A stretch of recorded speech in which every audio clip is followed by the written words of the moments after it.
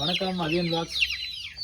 இந்த பதிவில் என்னோடய அனுபவத்தை உங்களோட பகிர்ந்துக்கலாம் முடிவு பண்ணுங்க. இது வேறு ஒன்றும் கிடையாது. நான் ஒரு 2 மாதம் முன்னாடி பார்த்தீங்கன்னா ஒரு 100 குஞ்சுகள் ஆர்டர் போட்டு வாங்கியிருந்தேன். அந்த குஞ்சுகள் பார்த்தீங்கன்னா முதல்ல ஒரு மாதம் பார்த்தீங்கன்னா பெரிய இழப்புகள் வரல, ஒரு 7 குஞ்சுகள் பக்கத்தில் இறந்துருந்துச்சு. அடுத்த 30 நாளில் பார்த்தீங்கன்னா கிட்டத்தட்ட என்னோட பணைய ஒரு 70% பக்கம் காலி பண்ணியிருக்குங்க. இப்போ என் கட்டர்கள் பார்த்தீங்கன்னா இதுக்கு பிடிச்ச ஒரு 30 குஞ்சுகள் வரும். அந்த 30 குஞ்சுகளையும் பார்த்தீங்கன்னா ஒரு 10 குஞ்சு தான் பார்த்தீங்கன்னா ஆக்டிவாக இருக்குது. மற்ற எல்லா குஞ்சும் பார்த்தீங்கன்னா பயங்கரமாக குறுக்கிட்டு இன்றைக்கோ நாளைக்கோ அப்படிங்கிற மாதிரி இழுத்துட்ருக்கு. ஆனால் நான் இதுக்காக போட்ட உழைப்பு அப்படிங்கிறது கொஞ்சம் நெஞ்சம் கிடையாது. இந்த 2 மாதம் பார்த்தீங்கன்னா அவங்க சொன்ன மாதிரி தடுப்பு மருந்துகள் எல்லாமே கரெக்டாக கொடுத்துருக்கேன். 24 மணி நேரம் பார்த்தீங்கன்னா பல்ப் எரிஞ்சிருக்கு. சுற்றி வர பார்த்தீங்கன்னா நான் ஒரு பண்ணையை சுற்றி வர பார்த்தீங்கன்னா தார்ப்பைகள் கவர் பண்ணி மேலே பார்த்தீங்கன்னா உங்களுக்கு பனி இறங்காமல் இருக்கிறதுக்காக ஓலைகள் மாற்றி அப்படி உணவுகள் முறைப்படி பார்த்தீங்கன்னா டீ ஸ்டார்டரு ஃபினிஷர் வரைக்கும் பார்த்தீங்கன்னா எல்லாமே பக்காவாக கொடுத்துருந்தேங்க. அது போக பார்த்தீங்கன்னா சாப்பாடை வேக வச்சு கொடுத்தேன். இந்த மாதிரி எல்லாமே என்னால் என்ன பண்ண முடியுமோ அந்த அத்தனையுமே பண்ணியிருக்கேன். இருந்தும் பார்த்தீங்கன்னா அது எனக்கு கொடுத்தது பார்த்தீங்கன்னா மிகப்பெரிய ஒரு இழப்பு தான் கொடுத்துருக்கு.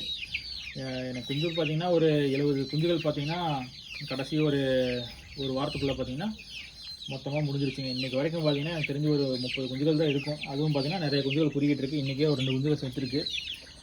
இது ஒரு பெரிய அனுபவம் தான். வெளிப்படை சொல்லப்போனால் வெளியிருந்து குஞ்சுகள் வாங்கும்போது பார்த்தீங்கன்னா நம்ம ஒரு தடவைக்கு 2 தடவை பார்த்தீங்கன்னா 2-3 பண்ணைகள் போய் பார்த்து கொஞ்சம் அனுபவத்தை ஏற்படுத்திக்கிட்டு அதுக்கப்புறம் வாங்கியிருக்கணும். நம்ம கோழியிலேருந்து வளர்த்துற அந்த ஒரு கான்செப்ட்லேயே வாங்கிட்டேன்.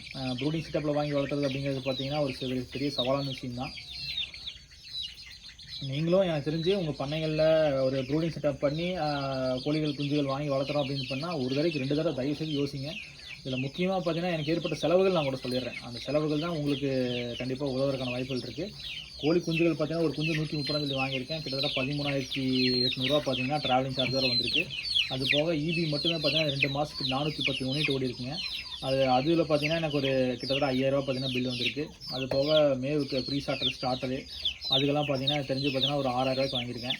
இது போக கம்பு, ராகி, மக்காச்சோளம் அது தனி. அது ஜென்ரலாக எல்லாத்துக்கும் கொடுக்குற ஃபீடு தான் பார்த்தீங்கன்னா கடைசி இப்போ கொஞ்சம் நாள் கொடுத்துட்ருக்கேன்.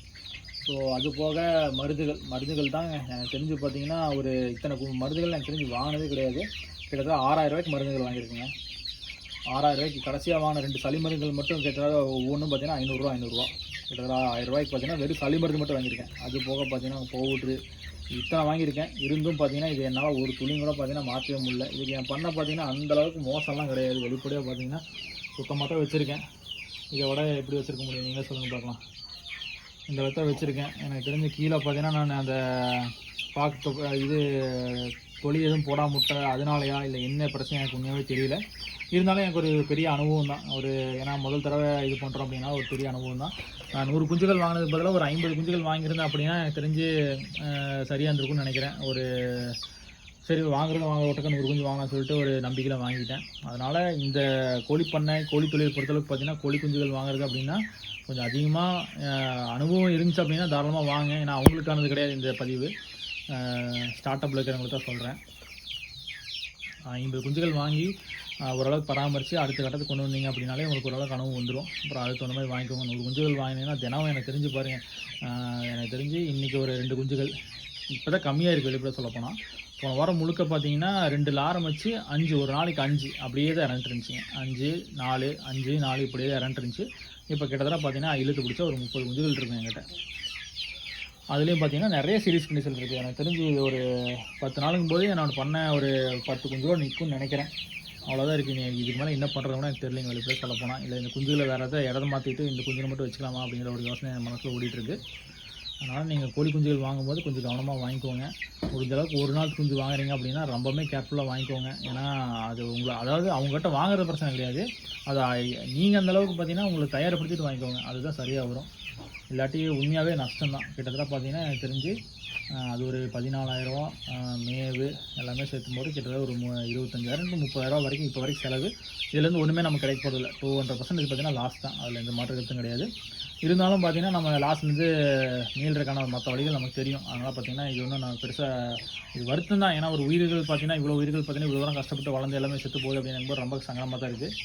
நீங்கள் பாருங்கள் எல்லாமே பாருங்கள் எப்படி குறுகின்னு பாருங்கள். ஒரு மனசே பார்த்தீங்கன்னா ஒரு தொடக்கமாக இருக்குது. 2 மாதம் பார்த்தீங்கன்னா நான் எங்கேயுமே வெளியே போனீங்க. எங்கேயுமே போகாமல் இதில் மட்டுமே பெருசாக ஃபோக்கஸ் பண்ணி பார்த்துட்டு இருந்தேன். அப்பவும் பார்த்தீங்கன்னா இவ்வளோ இழப்புகள் பார்த்தீங்கன்னா கடைசி ஒரு 2 வாரத்தில் வந்தது தான். எனக்கு அது பெரிய ஒரு மன வருத்தமாக தான் இருக்குது. இருந்தாலும் நம்ம அதுலேருந்து மீண்டலாம், ஒன்றும் பெரிய விஷயம் கிடையாது. நீங்கள் அடுத்து ஒரு பண்ணை தொடங்குறீங்க, ஒரு கோழி குஞ்சுகள் வாங்கி வளர்த்துறீங்க அப்படின்னா, ப்ரூடிங் செட்டை போட்டு வளர்த்துறீங்க அப்படின்னா, நீங்கள் தயவு செய்து கொஞ்சம் யோசிங்க. ஏன்னா நீங்கள் உங்கள் பணத்துக்கு பணமும் போகும், உயிர்களுக்கு உயிரும் வீணாகும். உங்கள் மனசுங்கிறது அவ்வளோ கஷ்டப்படும் வெளிப்படையாக சொல்லப்போனால். என்னடா இவ்வளோ வெறுப்பாக வரும் வெளிப்படையாக சொல்லப்போனால். ஏன் நிறைய பேர் கூலி பண்ணி விட்டு வெளியே போகிறாங்க அப்படிங்கிறது இதில் பார்க்கும்போது தான் நமக்கே தோணுது. அதனால் ஒரு தடவைக்கு 2 தடவை பார்த்தீங்கன்னா கோழி குஞ்சுகள் வாங்கும்போது மட்டும் கொஞ்சம் முன்னெச்சரிக்கையாக இருங்க. இப்போ நம்ம அடை வச்சு கோழி எடுக்கிறோம் அப்படின்னா ஒரு 10 15 இப்போ எனக்கே பார்த்தீங்கன்னா நான் அடை வச்சு எடுத்த கோழி குஞ்சுகளில் பார்த்தீங்கன்னா பாதி தான் இருக்குது. ஆனால் அது என்னென்னா பாதி இருந்தாலும் பார்த்தீங்கன்னா இந்தளவுக்கு நம்ம அதுக்கு கவனிப்பு கிடையாது. காலையில் ஒரு பனிக்காலமாக இருந்துச்சு அப்படின்னா காலையில் ஒரு 8 மணி 8:30 மணிக்கு மேலே திறந்துடுறோம். மழை காலமாக இருந்துச்சு அப்படின்னா அதே மாதிரி திறந்துடுறோம். மற்றபடி அதுக்கு தடுப்பூசி எதுவுமே போகிறது கிடையாது. ஆனால் இது எல்லாத்துக்கும் பார்த்தீங்கன்னா 7ஆவது நாள் தடுப்பூசியிலேருந்து 60ஆவது நாள் தடுப்பூசி வரைக்கும் எல்லாமே போட்டாச்சு. ஆனால் எல்லாமே போட்டு இப்போ இந்த கண்டிஷன் தான் இருக்குது. எனக்கு என்ன பதில் சொல்கிறதுன்னு எனக்கே தெரியல. அதனால் நீங்கள் உங்களுக்கு ஒரு முன்னெச்சரிக்கையாக தான் நான் சொல்ல வரேன். தாராளமாக நீங்கள் கோழி குஞ்சு வாங்க. ஒரு 100 கோழி குஞ்சு இருக்குது, 500 கோழி குஞ்சு வாங்க. ஆனால் அந்த அனுபவத்தை ஏற்படுத்திங்க. உங்கள் பண்ணையை பார்த்தீங்கன்னா அந்தளவுக்கு நீங்கள் விஷுவல் பண்ணிக்கோங்க. நம்ம பண்ணைக்கு செட் ஆகுமான்னு முதல்ல யோசிச்சுக்கோங்க. ஏன்னா நீங்கள் மேவுகள் அதிகமாக வாங்கி போட கண்டிப்பாக நஷ்டம் தான் ஆகும். கம்பெனி ஃபீடெல்லாம் பார்த்தீங்கன்னா இங்கே 40 ரூபா டு 42 ரூபா வரைக்கும் வருதுங்க. அதனால் பார்த்தீங்கன்னா அதுக்கு தகுந்த மாதிரி யோசிங்க. உங்கள் பண்ணை நிறையா பார்த்தீங்கன்னா மாடுகள் இருக்குது, சாணங்கள் இருக்குது, அந்த மாதிரி ஓரளவுக்கு இயற்கை சார்ந்த இதுகள் இருக்குது அப்படின்னா ஓரளவுக்கு பிரச்சனை இல்லை. நீங்கள் கம்பெனி ஃபீடு தான் வாங்கி போட்டு வளர்த்துறீங்க அப்படின்னா இது வெளிப்படையாக சொல்லப்போனால் இது ஒரு பிராய்லர் கோழிக்கும் இதுக்குமான வித்தியாசமே தெரில. ஏன்னா நான் அவ்வளோ ஊசி போட்டிருக்கேன், அவ்வளோ மருந்துகள் கொடுத்துருக்கேன். 6000 ரூபாய்க்கு மருந்துகள் மட்டும் வாங்கியிருக்கேன். சளி மருந்து மட்டும் பார்த்தீங்கன்னா 2 டோஸ் வாங்கியிருக்கேன். 2மே ஹெவி டோஸு. கிட்டத்தட்ட பார்த்தீங்கன்னா ஒவ்வொரு மருந்து 500 ரூபா. அது போக அதுக்கு தகுந்த மாதிரி பவுட்ரு, காய்ச்சல் வரக்கூடாது, வெள்ளை கழிச்சிருக்கு அப்படி சொல்லிட்டு கசகசன மருந்துகள் அவங்க சொன்ன எல்லா மருந்துகளும் வாங்கி ட்ரை பண்ணி பார்த்தோம். என்னோட பண்ணா பார்த்தீங்கன்னா இந்த கண்டிஷன் தான் இருக்குது. நான் அவங்கள யாரையுமே நான் குறை சொல்லலை, என் மேலே தான் தப்பு இருக்குது. நான் இன்னுமே பார்த்தீங்கன்னா நிறையா மாற்றிருக்கணும்னு நினைக்கிறேன். அது நம்ம அடுத்த தடவை பார்த்தீங்கன்னா ஒரு இன்னும் கொஞ்சம் நாள் கழித்து இன்னும் கொஞ்சம் பணையை இன்னும் கொஞ்சம் தெளிவு பண்ணிவிட்டு அதுக்கப்புறம் வாங்கலாம். எனக்கு தெரிஞ்சு ஒரு நாள் கோழி குஞ்சாக வாங்குறது பார்த்தீங்கன்னா எனக்கு இப்போதைக்கு ஒத்து வராதுன்னு நான் நினைக்கிறேன். வாங்குறது பார்த்தீங்கன்னா கொஞ்சம் ஒரு 2 மாதம் குஞ்சாக கூட வாங்கலாம், தப்பு கிடையாது.